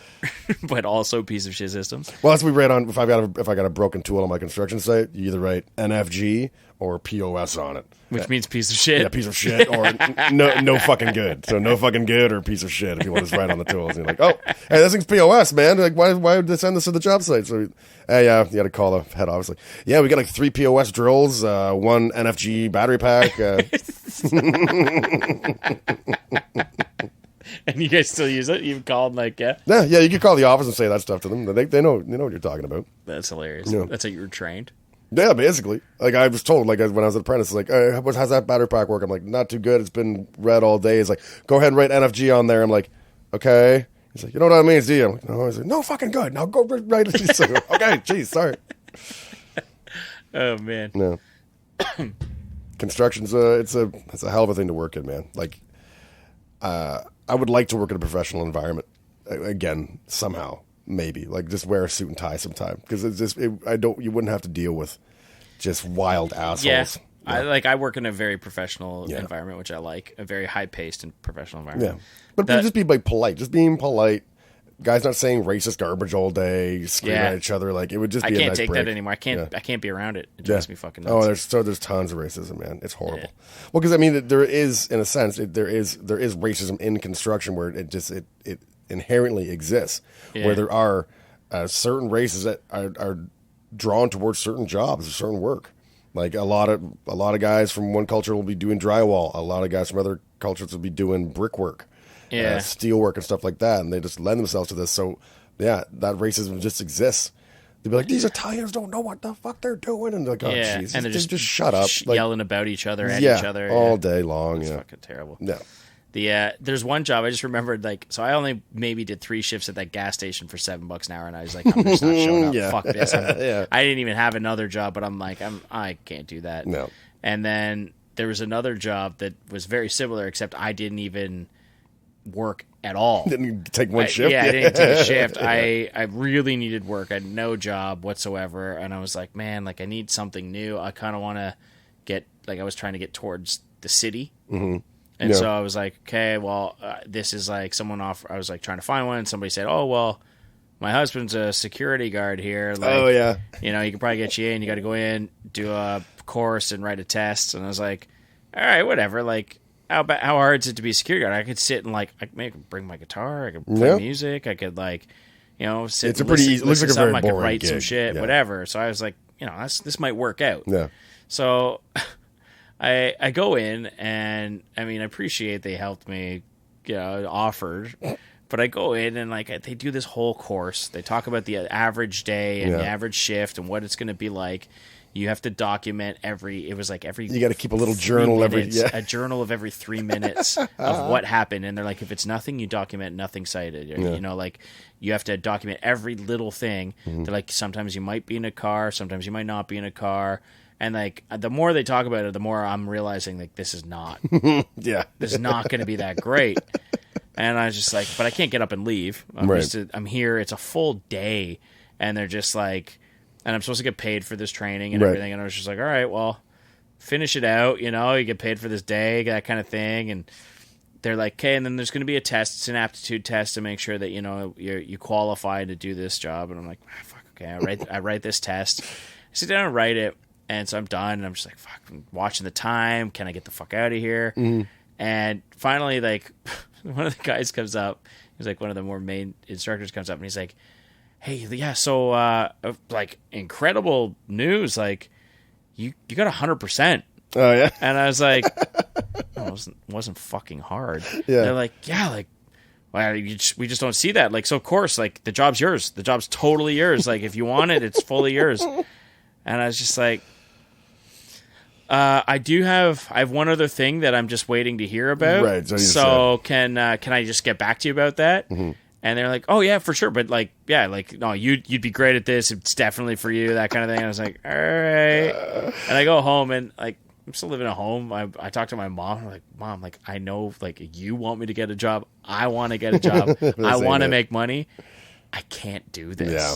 I can't fucking do this job. There's not a chance. And I just was like, hey, yeah, something else came up. I can't do it. I don't know. Like, what was the company? Can you say what company it was? I don't fucking remember. Well, it was like, I work with tons and tons of security guards all the time, right? I do night shift work and everything, and they're always all over the condo buildings I'm in. I never see them doing any of that. Basically, they sit behind a desk. They'll get a phone call. Like, they'll get a phone call for a noise complaint or something. They'll come up and be like, you guys making noise? We're like, no. All right. And let's just go back down to his desk and sit there. Like, you might have to escort someone to one part of the building from time to time. Yeah. But for the most part, especially if it's a night shift, you aren't doing anything. I mean, I feel bad because, like, obviously someone might listen to this and be like, fuck you, I'm a security guard. But, like, it wasn't for me. I think it's a good job. It looks like a good-looking job. I mean, like, what I'm surprised at is how many guys that can't speak English they give that job to now. It's like, you need to speak English in that. It would probably help. Yeah. I mean, like, I always have questions for these guys, and they'll just cover their mouth and, like, point at another person that can maybe speak English. Oh, weird. And I'll go to them, and then they can maybe direct me to someone that can speak actual English, which is ridiculous. I'm rooting for anyone to get a job, but, like, I think in that industry, you should probably speak the language. For that one. Yeah. I mean, you should be able to communicate. Yeah. That, yeah. Fucking shit-ass jobs out there, man. Dishwasher, actually, another one that I was probably my least favorite was roofing. That was another. Oh, yeah. I can't, man. How the fuck you ever did roofing? Yeah. You got a bad back. How could you possibly be a roofer? Well, I didn't at one point. And then roofing gave you the bad back. I forgot about the other one. Like, my first job I ever got, I worked at a daycare, which I was actually listed as a volunteer, but I was getting paid. And they paid me $80. $80 a week. I was working 40 hours. Me and my friend Matt were going there. Jesus. $2 an hour. I was kidding. Wow. My parents found out. They're like, what are you? My dad was furious like when he saw, like, he's like, why was he a paycheck? I'm like, yeah, I just get paid cash. He's like, what are they paying him? Like, $80. How many hours are you doing there? I'm like, it was like my first job. I was like, I don't know, like 40. What are you talking about? They're paying you $2 an hour. You're getting out of there. And he's like out of his mind. He was so mad because minimum wage at that point was, I think it was like $6.85 or something, or $8 or something. So, he was out of his mind. Like, we're paying you less than like a quarter. School? Yeah, I was 15. I was 14 or 15. Yeah. So, yeah, I think it was a summer job or something, but it was ridiculous. Yeah. Oh, this is the word. That was my roof. The roofing job was a summer job, and that one, like, I didn't hate it. I was probably like, I was getting in good shape, and I was getting a tan on my back, not on my front, but my back at least.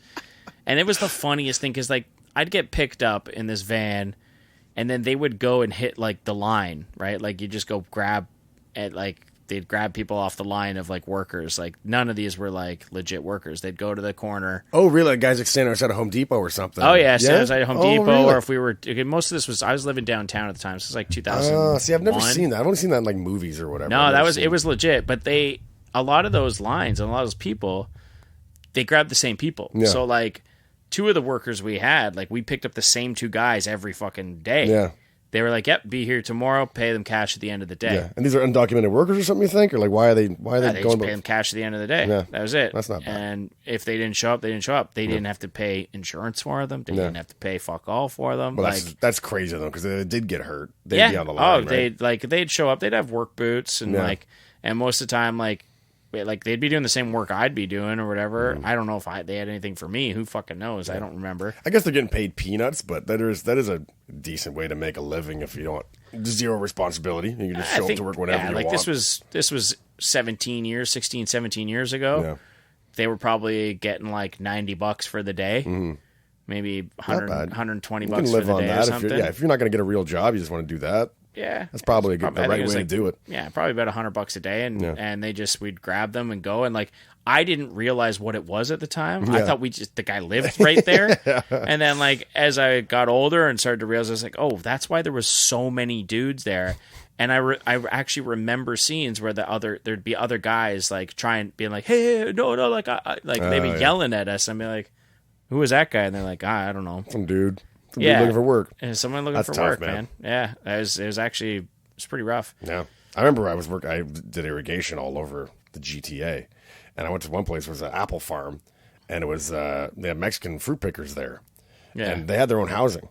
So I had to go into the housing to like figure out the plumbing, figure out what wasn't working for some reason, and they were living in squalor, man. Like they gave those guys nothing. They were like just filthy floors. For apple pickers? Yeah, there's apple pickers, right? But this is where they lived. Like they came in from Mexico and lived in this like this hovel, this horrible little house. Jesus. It was no better than a barn.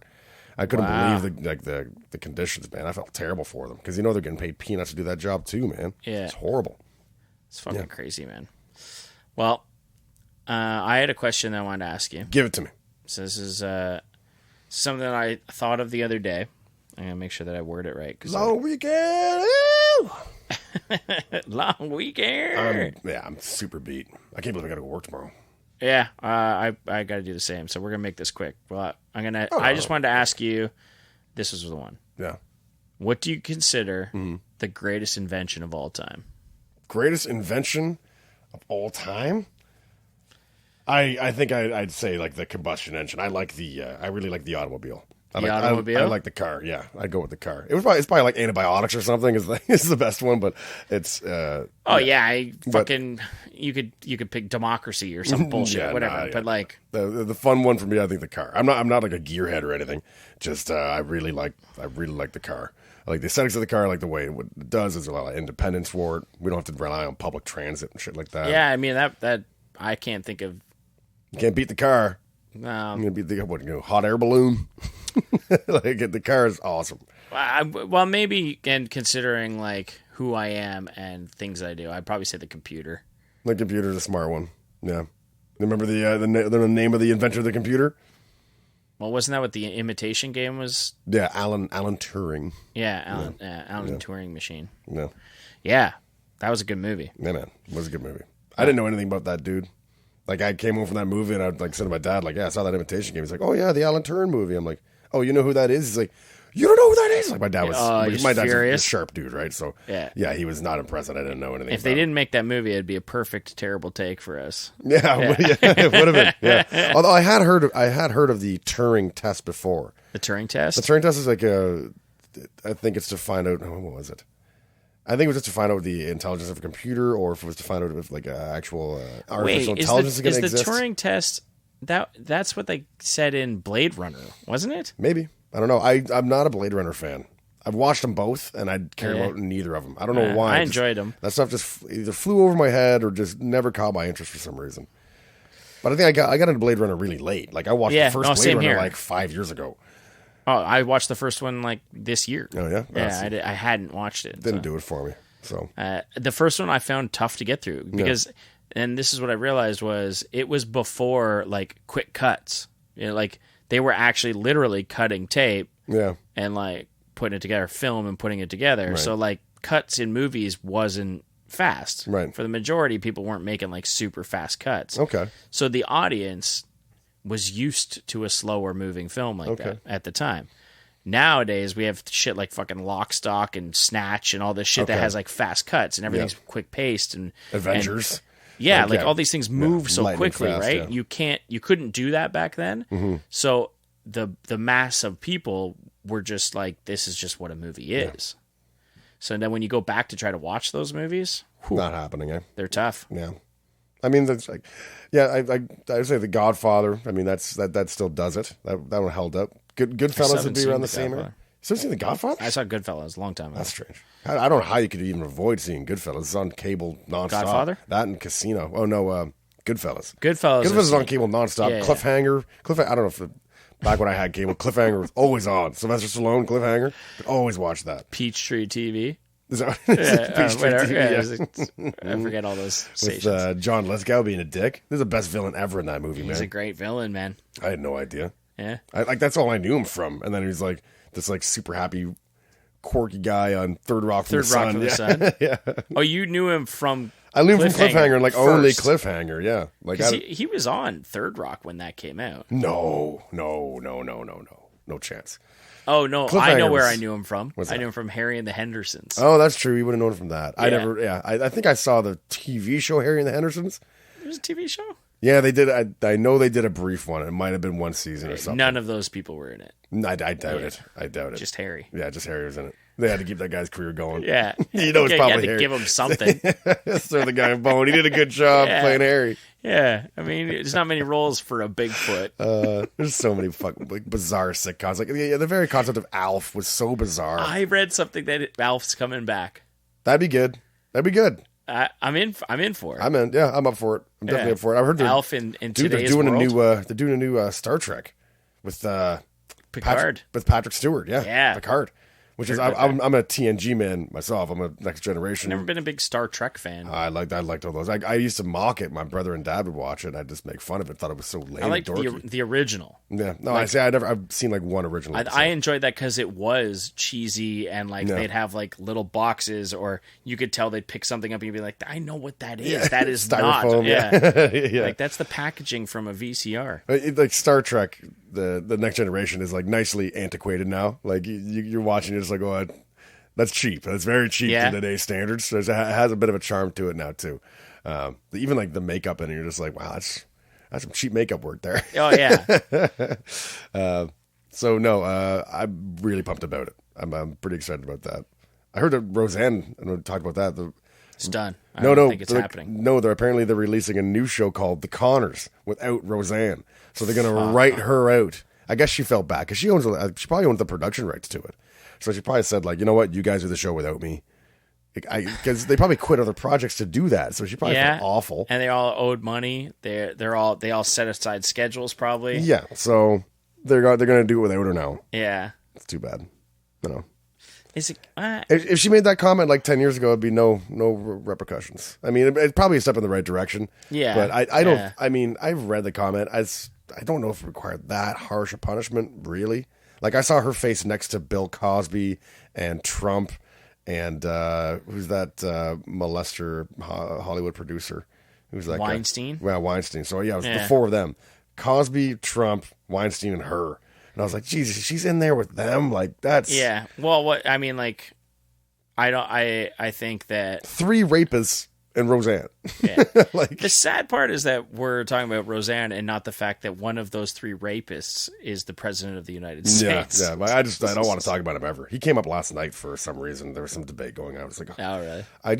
Even the guys, the sound of his name, I'm just like, oh, I just have you seen don't know anything about him. Have you seen the show that's being it's done by Colbert and it's on HBO? It's called Our Cartoon President. I didn't know Colbert was doing that.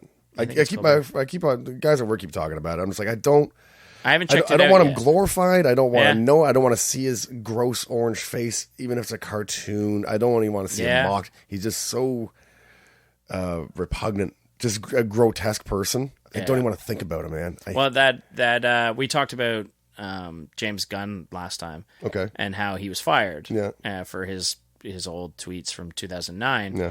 And like they were shitty, but he had paid the price and talked about it in 2012 and was like, "Hey, I'm sorry." he fully admitted to how shitty that was, and then moved on. And what did he write? Just anti-Trump stuff or something? So what ended up happening was he's always been very anti-Trump, and he's talked a lot about it. And one of a Trump supporter went and dug all that stuff up. That's right. And was like, well, if you're going to post this shit, I'll take you down, kind of thing. Yeah. And so they're going very one for one. Like anti-Trump supporters are saying one thing, and then people who are massive Trump supporters are, digging shit up and trying to take them out, like taking down celebrities and stuff. Yeah. And it's like a weird Hollywood battle. Yeah, maybe it's all for the right thing. People just got to watch their checks and balances when they're saying something on a public forum. Maybe it's the right thing. I mean, that's part. But of it also being means that people aren't going to take any sort of political stance anymore. Like they'll be afraid to have anything. Once again, they'll be afraid to announce anything about themselves, and artists will just be retained to just what they put out. I mean, the artist will speak for yourself, and you shouldn't have any political stance or anything. No musicians, they'll get Dixie chicked if they say anything. Maybe that's good finally, because like. I think what it used to be was artists used to just get to be artists. Like you didn't have to be. I don't know if that's true. Look at Bob Dylan or Neil Young and these guys. They didn't have to do interviews. Yeah, but they had political stances. I mean, maybe, but they didn't. It didn't matter. Yeah. That was them. That was their home life. Their political stance was their home life. Yeah, maybe. They wasn't like a massive like. I mean, some of them obviously fucking. John Lennon, was very vocal about his stances and views and political views, but like. But these are mired people. Like you're not going to be talking about Drake 10, 20 years from now because he didn't do anything. He didn't change anything. He just threw money at strippers and like. That's fair. Yeah, just maybe a jackass, we're not going to have the change. You're not going to have any sort of political. I don't know. Just being redundant now, just saying political figures in your art, but no one's going to cause any change because everyone's going to be afraid to. Yeah, maybe.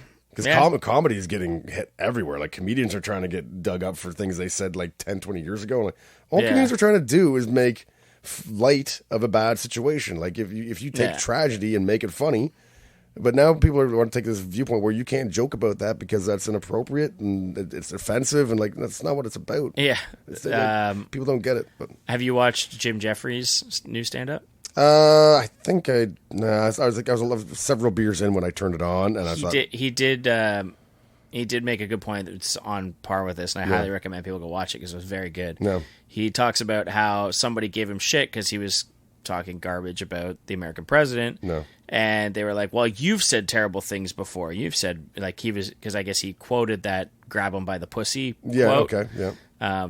And so he talked about that quote, and then somebody else was like, "Well, the things you've said are much more misogynistic and way worse." And he's like, "I'm not the fucking president." So what he said was, he's like, "And that's why I agree. I should not be president." It's like, yeah, okay. He's like, "I'm a comedian on stage with no fucking views." So it's an incredibly good stand up. He does a really good job if you like him. He's a sharp dude, man. Yeah. Yep. He talks a lot about the response to his fame from that, the gun. I know. I remember the gun speech, which was really smart. Speech, this is the best argument you can provide as a gun nut is just fuck you. I like him. That was it. Like that. If that's your argument, then good. There you go. Then you just made a valid argument. I like him. I don't care about all the others. But if you try to argue any logic around it, you lose right away. So, he talks about like some of the like sort of not repercussions, but just like the responses and the things that have happened since that, because that like blew him up basically. And he talks about like celebrities who have invited him to things. It's really good. He's got some good times there. I'm happy for him. Yeah. He earned it. He's a funny dude. Well, this one's a bit of a long one. Might end up an hour 25. And about an hour 25 right now. Okay, maybe. Well, I might cut some of if there's boring shit, I'll listen to it again. Maybe make it a long one. Maybe it's just because we're not going to be around for I'm going to try to make it work because I really don't want to leave it a whole month. Yeah. Because I'm not home till September 10th. So if we don't do anything from this Friday, that's a full month. That's a full month. You leave on the 9th, and I'm home on the 10th. And then plus we probably will record a week after you get home too. So we'd be about a month. So I'm going to try to figure out bringing everything. Yeah. I'm going to try to make that happen. Maybe before you leave, go knock on my neighbor's door. He might have something for you.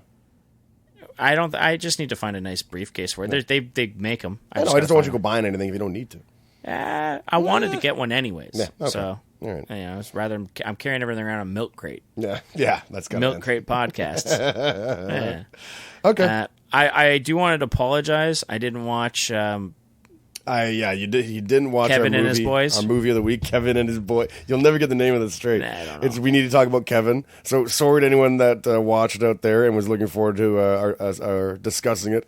We will get to it. Yeah. Mike's got to learn to do his damn homework. That's all. Yeah. I mean, life goes on. You could assign me a movie, but if you don't got anything off the cuff right now, No, then I don't have worry anything about off the cuff. Maybe I'll think about that. Yeah. Actually, there was a movie that I enjoyed. Mm-hmm. I mean, it's not necessarily a tough movie. I got to think about that. Okay, I'm not going to throw anything take your time on that. You can just put it up on the Instagram or something like that, and I'll watch it. Yeah, everyone can watch it. I wanted to wish you a lovely time on your trip. We'll see about Officially that. on the podcast. I'll probably see you. I may not see you before you go. Probably not. Potentially. Yeah. But we're going to be busy. I haven't packed anything yet. Yeah. So and I'm you working got to work. all the time. Yeah. So I wanted to wish you a good time on your trip. Thanks, buddy. If I don't see you, the next time I'll see you will be in Athens. Yeah. And I may never come home, so maybe I'll just hold on to the podcast gear out there and just walk the earth like. I'll have to figure out doing it online somehow. Yeah. But and now if I bring it out there, then we'll have more coming, and if not, then fuck it. But I'm gonna try to make sure I bring it so we can record one out there. They might be short though because there'll be a lot cooler things to do. We're gonna be overstimulated doing anything else, so maybe when we're just like porch drinking or something, and when everyone else is around, we'll just do one. Just hook up real quick. Yeah, and it'll be kind of a public one. It'll be a little more public. It'll be a little more noisy. You'll probably anytime I talk to my mom on the phone or FaceTime or anything, there's a fucking donkey going in the background. There's fucking birds. There's fucking everything. Well, it's noisy as shit. If you listen to Doug Stanhope's podcast, it is just like 30 people in a room. And it's total chaos, but there's like 5 or 6 people mic'd up. Yeah. And those are the ones you listen to anyway. It's really not that bothersome. It's just a lot of drinks clinking in the background, some hooting once in a while. That's good. I have never listened to his. Is there anything else you want to shout out? Anything that you're really... I'm listening to the Kyle Kinane Boogie Monster podcast a lot. Right. I stopped listening to the Doug Stanhope one because it's getting a little repetitive, but I'm looking forward to... Getting back on it. Well, the catalog's going to fill up, so I get to just punch through those again. Yeah. Kyle Kinane, the Boogie Monster, the Boogeyman. Boogie Monster. The Boogie Monster. The Boogie Monster. They discuss the paranormal, which I'm like, you know what? I could have. I wanted to steal that so badly because it's so much fun. It's good. They'll discuss Bigfoot for a whole episode and a Yeti for another. And that's cool. Monster. Yeah, I'm gonna have to check. They'll also do out. like historical figures like JB or DB Cooper. DB Cooper's this awesome story about a guy. There's a plane in the 70s, and this dude just waves over a stewardess and goes, "Look, I got a sack full of dynamite here. I know that this plane is transferring this amount of funds from one bank to another. I want the $300,000 in a bag. I'd like a parachute, and I'll see you later." And they're like, "Yeah, okay, we'll do everything you say."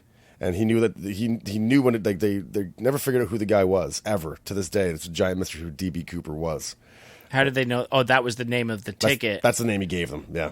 And so he just said yes. He jumped out of the plane. He was wearing sunglasses and gloves. They never got a fingerprint on him or nothing. And he put on a parachute. What they found mysterious was that he seemed like an experienced avionic or like skydiver, something, just a pilot possibly or something. Like they did a whole like psychoanalysis of who he might have been, but they never figured it out. But they found it odd that he picked like the worst quality parachute there. Like he picked like a backup parachute instead of like a full proper gear parachute because he had like something over like 100 pounds of cash on him. So they wondered, like, could he even survive with this parachute carrying that amount of cash? And he had 100 pounds of cash. Yeah, Jesus, that's a cool story. I'm gonna have to check that podcast. DB Cooper, man, yeah, it's a great story. I'll check those out. I wanted to shout out Mass Nerder. So the Mass Nerder cast, they're friends of mine, and maybe we'll have one of them on here one time. Yeah, I'd love to you go on there again, and we'll try to get people from there listening to us here. Yeah, we'll do that. That's definitely some. Oh, you know what I forgot to tell you? What's that?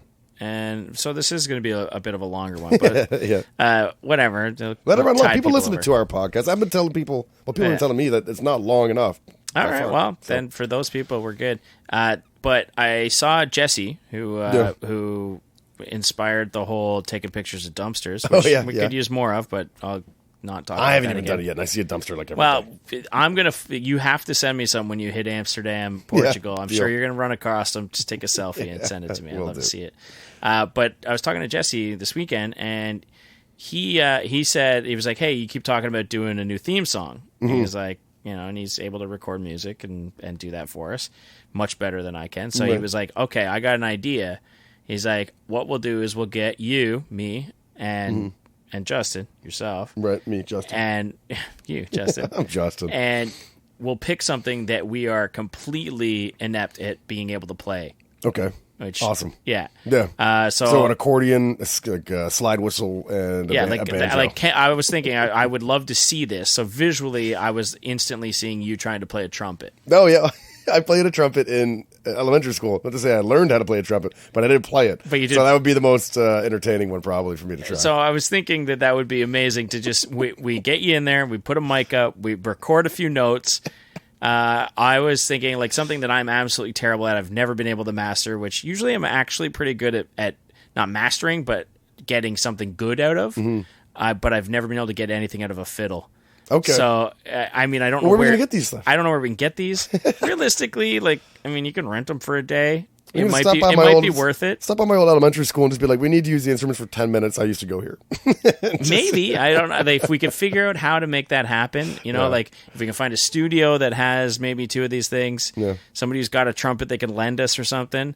But I think that would be a really, really funny idea. I like funny idea to like record that. We'll try to get a few of the same notes out of each, and then we'll sit down with Jesse and make a fucking And I'd like to make some little segment songs too for like dipshit history stuff like that. Yeah. So as we get more segments, we'll have little shitty theme songs. So we don't really have many segments. So if anyone's come on, we're virgins here. We're still we're not. We said we would have the swing of it by 20 episodes. Yeah, and we're maybe at 8 right now. This would be episode 8. There you go. So we're 50-50 right now. We'll get it together in 10 more. Yeah, we'll have a plan. All right. Well, thanks for listening. I'm Mike Smith. I'm Justin McDonald. All right. And this is never going to work.